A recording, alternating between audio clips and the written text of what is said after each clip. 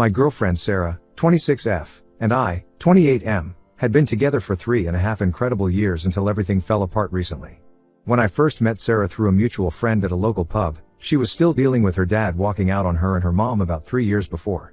Her dad, Rick, had just packed his bags one day without any explanation or goodbye, leaving Sarah and her mom Jenny to fend for themselves. Sarah was only 20 when Rick left. She was in her second year of college, struggling to balance her studies with a part-time job to help her mom with bills. Rick hadn't left them any money or means of support.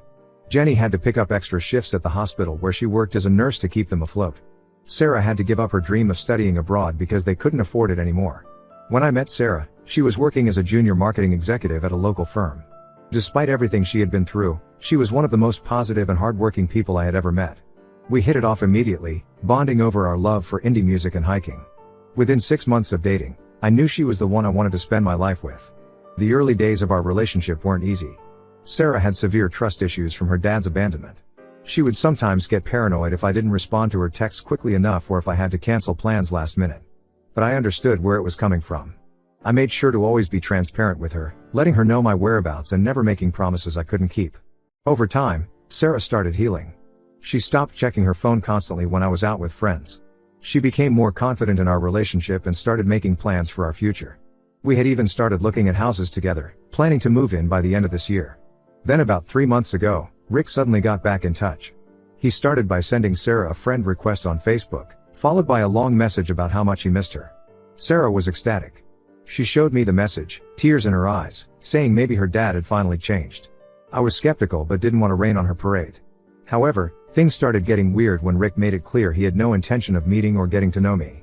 Whenever Sarah would mention me in their conversations, he would either change the subject or make some excuse to end the chat. Sarah tried to brush it off, saying he just needed time to adjust. Rick lives in Millbrook, the next town over from us, barely an hour's drive away. Last week, Sarah mentioned she had found some old family photos while cleaning out her mom's attic. There were pictures of Rick holding Sarah as a baby, family vacations, and Sarah's high school graduation, the last event Rick attended before leaving them. Sarah wanted to drop these photos off at Rick's place after our weekend shopping trip. I agreed to go with her, even though I knew Rick wouldn't want to see me. When we got there, Sarah's car suddenly broke down. The engine made a weird noise and just wouldn't start. It was getting late, and we were stranded right outside Rick's house. Sarah called Rick, explaining our situation and asking if he could give us a ride back home. I'll never forget what happened next.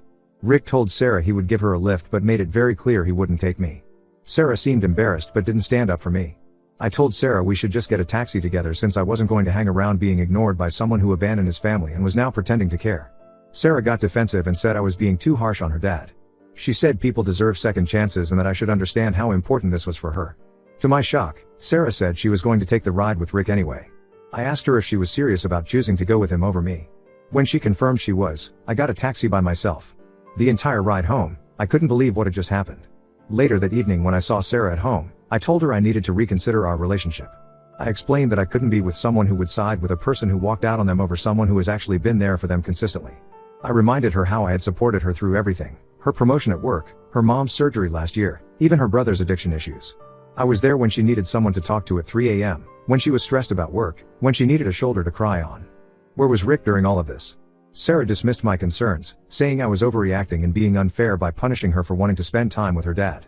She accused me of being jealous of her relationship with Rick. I couldn't believe what I was hearing. This wasn't about jealousy, it was about respect and loyalty. Jenny called me yesterday after hearing what happened. She was furious with Sarah. She told me something she had kept from Sarah all these years. Rick hadn't just abandoned them, he had been cheating on Jenny with a coworker for months before leaving. He had also drained their joint savings account before disappearing. Jenny had kept this from Sarah to protect her, not wanting to completely destroy her image of her father. I packed some clothes and went to stay with my brother. Sarah keeps calling and texting, saying we need to talk about this. But I don't see what there is to discuss. She made her choice pretty clear when she chose to go with Rick that day. My brother thinks I'm doing the right thing by standing up for myself. But our mutual friends are divided. Some say I'm being too harsh and should give Sarah space to figure things out with her dad. They say it's natural for her to want her father's approval. Others understand my position and agree that Sarah's behavior was disrespectful. Right now I just feel lost. I love Sarah but I don't know if I can get past this betrayal. The Sarah I knew would never have treated me like this. Am I overreacting? How would you handle this situation? Update 1. It's been 2 weeks since I moved out of our shared apartment and started staying with my brother. Sarah didn't stop trying to contact me. She called multiple times every day, left long voicemails, and sent numerous texts asking to meet and explain herself. After a week of ignoring her messages, I finally agreed to meet her at a coffee shop near my workplace. When I saw Sarah, she looked different. She seemed excited, but there was something off about her behavior. She started telling me about all the time she had been spending with Rick over the past 2 weeks. They had been meeting almost every day, going out for meals, and catching up on lost time. Then Sarah dropped the first bombshell. Rick had apparently told her his version of why he left. According to him, Jenny was extremely controlling and wouldn't let him live his life. He claimed Jenny would check his phone, monitor his bank accounts, and even track his location. Rick told Sarah he tried reaching out to her multiple times after leaving, but Jenny had blocked him everywhere and threatened to file harassment charges if he persisted. I sat there stunned, knowing how far this was from the truth.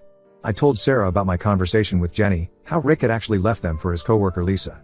He had been seeing Lisa for months before leaving, and had even moved in with her right after abandoning Sarah and Jenny. Their relationship lasted about a year before Lisa left him for someone else. I mentioned how Jenny had proof, old text messages, emails, and even bank statements showing how Rick had emptied their accounts. Sarah's reaction shocked me. She got defensive and accused me of conspiring with Jenny to turn her against Rick.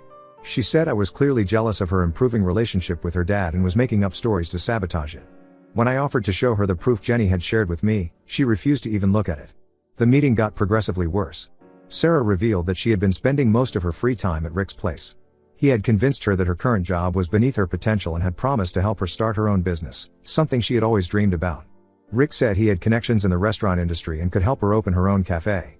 I reminded her how Rick had never followed through on any of his promises before. He hadn't paid a dime towards her college education, forcing Jenny to work double shifts to support Sarah. He had missed every important event in Sarah's life, her college graduation, her first job celebration, even when she won that marketing award last year. But Sarah dismissed all this, saying people change and deserve second chances. Then came the biggest shock. Sarah hesitantly admitted that Rick had introduced her to someone, his business partner's son, Mark. They had been texting for the past week. Rick thought Mark would be more suitable for Sarah than me, given their similar backgrounds in business. Sarah quickly added that nothing had happened between them, they were just getting to know each other as friends. I couldn't take it anymore. I got up and walked out of the coffee shop. Sarah ran after me, crying and promising to stop texting Mark. She said she would tell Rick to back off about her job and her relationship. But I couldn't unhear what she had said or unsee how quickly she had turned against me and Jenny. Later that evening, Jenny called me in tears. Sarah had confronted her about supposedly keeping Rick away all these years. She accused Jenny of manipulating both of us to hate Rick. Sarah had temporarily moved in with Rick and was barely speaking to Jenny anymore. Jenny blamed herself for not telling Sarah the complete truth about Rick's affairs earlier. She had thought she was protecting Sarah by keeping the uglier details of Rick's betrayal from her. Now she wondered if that had been a mistake, as it allowed Rick to create his own narrative. Our mutual friends are split on the situation. Emma, Sarah's best friend since college, thinks Sarah is being naive and falling for Rick's manipulation. She reminded me how Sarah had always wanted her dad's approval and Rick was using that desperation to control her.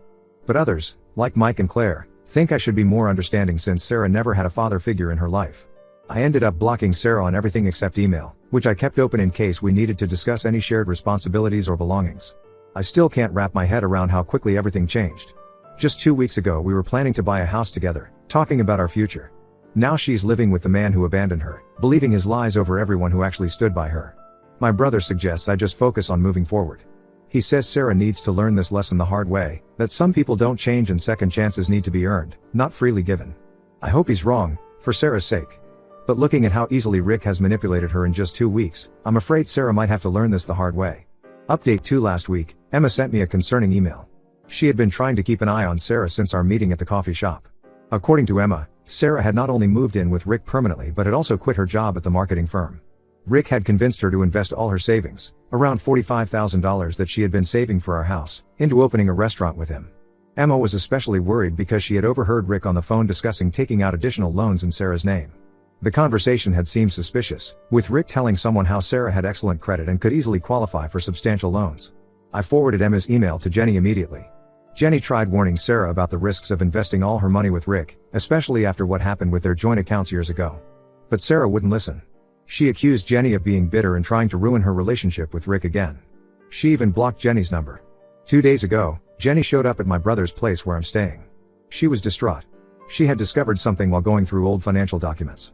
When Rick left them 6 years ago, he hadn't just emptied their joint accounts.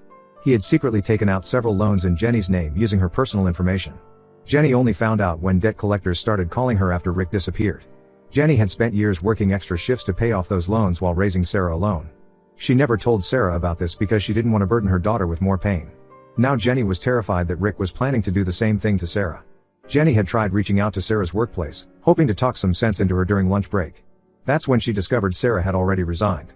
Her former colleagues told Jenny that Rick had been showing up at the office regularly over the past few weeks, insisting that Sarah quit because he had better opportunities lined up for her. The restaurant venture that Rick was proposing seemed increasingly suspicious. Emma did some research on the property Rick claimed he was buying for the restaurant. The address turned out to be an empty lot that wasn't even listed for sale. When Emma tried to look up the real estate agent Rick mentioned, no such person existed in the area. I decided to investigate further and contacted Rick's supposed business partner, the father of the guy Sarah had been texting. To my shock, this man had no idea who Rick was. He wasn't anyone's business partner and his son Mark wasn't even in the country. He had been working in Australia for the past 2 years. The guy Sarah had been texting was actually Rick's friend pretending to be someone else. Rick had set up this elaborate scheme to make Sarah question her relationship with me while also gaining control over her finances. When Emma tried sharing these discoveries with Sarah, she got the same treatment as Jenny and me. Sarah accused her of being jealous of her success and blocked her. Emma says Sarah has changed dramatically over the past month. She's cut off contact with most of her old friends and spends all her time either with Rick or his sketchy friends. I'm incredibly worried about Sarah but feel powerless to help. She's an adult making her own choices, even if those choices seem obviously destructive to everyone else. Jenny has consulted a lawyer about preventing Rick from taking out loans in Sarah's name, but legally there isn't much they can do since Sarah is willingly participating in everything. Sometimes I feel guilty, wondering if I should have handled things differently after the car incident. Maybe if I had been more understanding or patient, Sarah wouldn't have fallen so completely under Rick's influence. But then I remember how quickly she turned against me and Jenny, believing Rick's obvious lies without any proof or questioning. Our mutual friends are still divided on the situation. Some suggest I try talking to Sarah one last time before Rick potentially ruins her life. Others think Sarah needs to learn this lesson the hard way. After everything that's happened, I don't think she would listen to me anyway. She's made it very clear who she chooses to believe. I just hope Sarah realizes the truth about Rick before it's too late. Jenny says she'll keep trying to reach out to Sarah, but even she seems to be losing hope. It's painful watching someone you care about heading toward disaster while refusing any help or warnings. Update 3 Last night, I ran into Emma at the Blue Bar, our old regular hangout spot. She filled me in on everything that had happened with Sarah and Rick. Just as everyone had feared, Rick's restaurant business turned out to be an elaborate scam. He had taken Sarah's entire savings of $45,000 and disappeared again, leaving her with a mountain of debt. The property he claimed to be buying never existed. The construction company he said was renovating the space was fake. The suppliers he had supposedly signed contracts with were non-existent. Even the guy Sarah had been texting, the one pretending to be Mark, turned out to be Rick's drinking buddy who was in on the scam. Rick had played Sarah completely. Not only did he take her savings, but he had also convinced her to take out additional loans totaling nearly $100,000 for restaurant equipment and supplies. None of that money was ever used for the business. Rick had transferred everything to offshore accounts before disappearing without a trace. Sarah tried filing a police report but hit a dead end. Since she had willingly given Rick the money and signed for the loans herself, the police said it was a civil matter. They suggested she hire a lawyer, but Sarah could barely afford groceries now, let alone legal fees. She's back living with Jenny, trying to piece her life back together. She had to declare bankruptcy because of the massive debt Rick had helped her accumulate. Her credit is ruined, she lost her apartment, and she's struggling to find a job because many companies in our field do background checks that include credit history. Emma mentioned that Sarah had tried reaching out to me multiple times but couldn't since I had blocked her everywhere except email. She wanted to apologize for not believing me and Jenny, for throwing away our relationship for someone who just wanted to use her. But honestly, I'm glad I didn't get those messages. I'm in a much better place now and don't want to revisit that painful chapter of my life. Jenny called me last week. She was worried about Sarah's mental state after everything that happened. Sarah had fallen into a deep depression, barely eating or leaving her room. Jenny asked if I would consider talking to Sarah, saying Sarah deeply regretted choosing Rick over me and Jenny. I politely declined.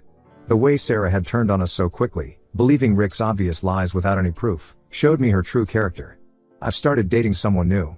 Catherine is completely different from Sarah, she's independent, has a great relationship with her family, and most importantly, she trusts my judgment. Looking back, I'm grateful I walked away when I did. If I had stayed, I might have gotten dragged into Rick's mess too. Last month, Sarah sent me an email apologizing for everything. She admitted she had been naive and stupid to trust Rick over the people who truly cared about her. She asked if we could try again, promising things would be different this time. I didn't reply. Some bridges, once burned, can't be rebuilt. I wish Sarah well and hope she learns from this experience. But I've moved on with my life. My relationship with Catherine is going great, and we're talking about moving in together. My business is doing well, and I'm finally at peace with everything that happened. Sometimes the best thing you can do is walk away from toxic situations, even if it means leaving behind people you once loved. The whole experience taught me that trust, once broken, is very difficult to repair. This will be my final update on this situation. Thanks to everyone who supported me through this. Life is much better now and I plan to keep it that way.